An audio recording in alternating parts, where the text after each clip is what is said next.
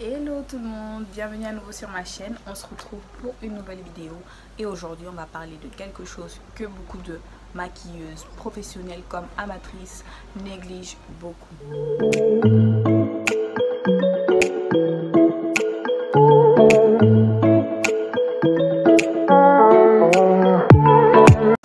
Il s'agit du nettoyage de pinceaux et d'éponges de maquillage. Il est très important de ne pas zapper cette étape. Il y a beaucoup de maquilleuses professionnelles comme des amatrices qui ne le font pas.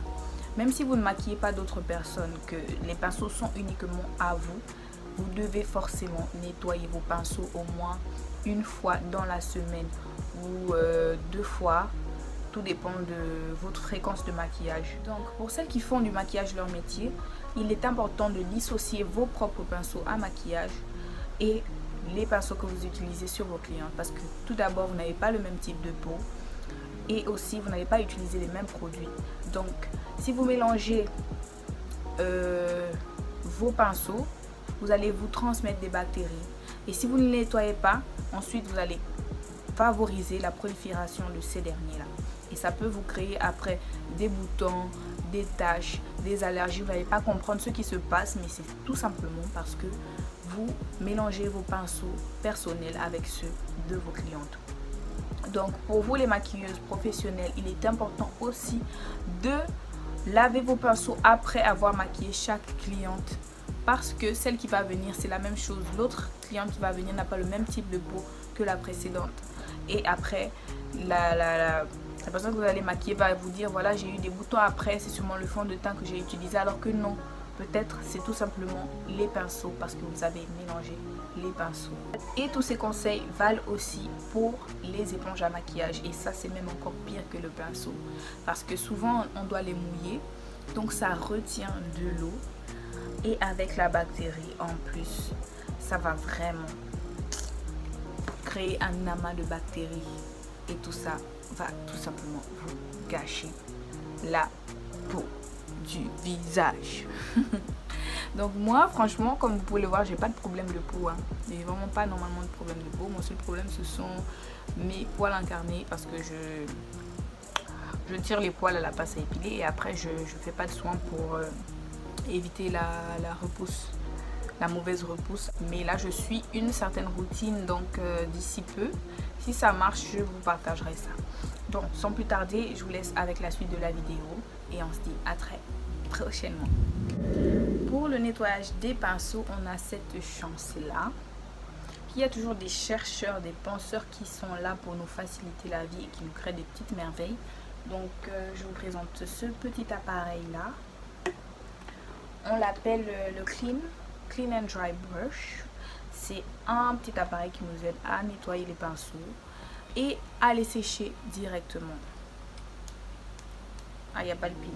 Il marche avec les piles. Je vous présente un peu. Il est comme ça. On met les piles à l'intérieur. Je les enlève souvent parce que quand les piles restent à l'intérieur, elles ont tendance à se gonfler et à gaspiller le moteur. C'est pour ça que j'enlève les piles lorsque je ne l'utilise pas. Donc voilà, après il tourne comme ça. Ensuite on a un récipient comme ça, il est démontable, et on a un lot d'embouts. C'est à adapter à la taille du pinceau ou à l'épaisseur du pinceau. Voilà, donc je prends un exemple, par exemple celui-là, je vais le mettre sur cet embout là et je le place dessus comme ça et puis ça tourne. Voilà.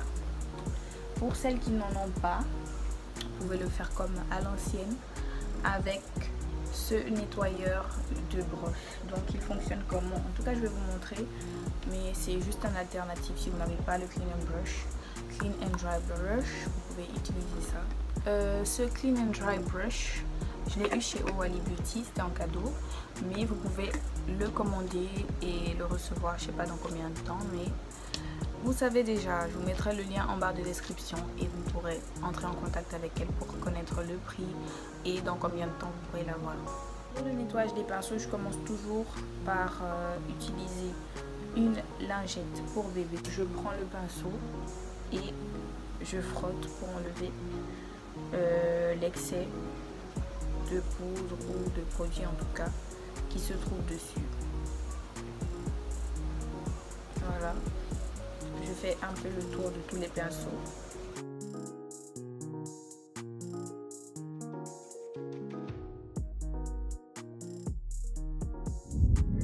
Après cela, on met de l'eau tiède dans le récipient du Clean and Dry Brush et de l'eau claire normale dans le récipient orange.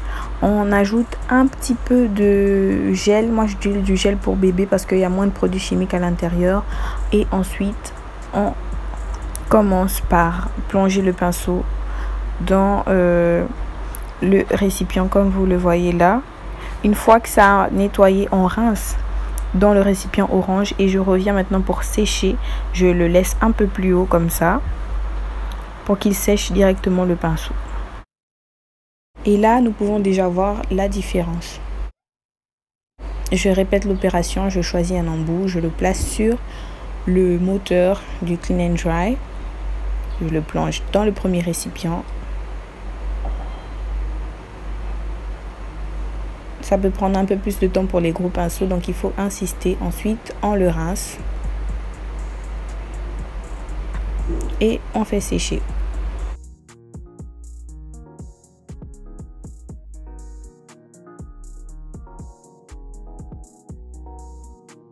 Passe avec l'autre astuce.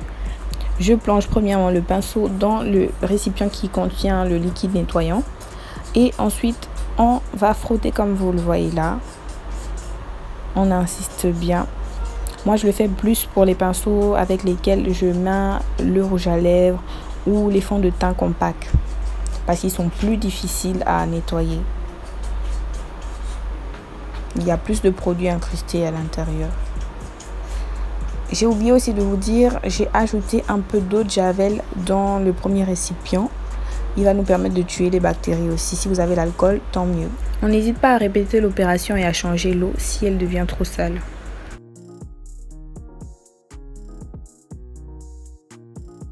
Donc il faut bien insister et répéter l'opération peut-être plusieurs fois pour les pinceaux à fond de teint comme ça. Ne vous inquiétez pas, ça ne va pas les abîmer. Pour les pinceaux, c'est fait, on va passer aux éponges. Eux, on les plonge directement dans ce récipient-là et on ajoute de l'eau chaude. On y ajoute également le produit nettoyant, bon le gel pour bébé, et on laisse poser 10 minutes. Une fois que c'est fait, c'est maintenant avec nos mains qu'on va venir bien malaxer et faire sortir le produit. Il faut vraiment bien insister les zones où le produit est bien plus incrusté et répéter l'opération en changeant l'eau si elle devient trop sale.